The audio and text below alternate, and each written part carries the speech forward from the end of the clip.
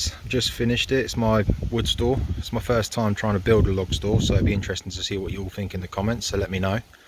I'm pretty happy with it overall. There's a few things I might change and a few things that didn't quite work out very well, I don't think, but I've tried to build it so that where it's quite exposed, that when the wind and the rain comes in at any angle, where the wood's going to be stored a little bit further back,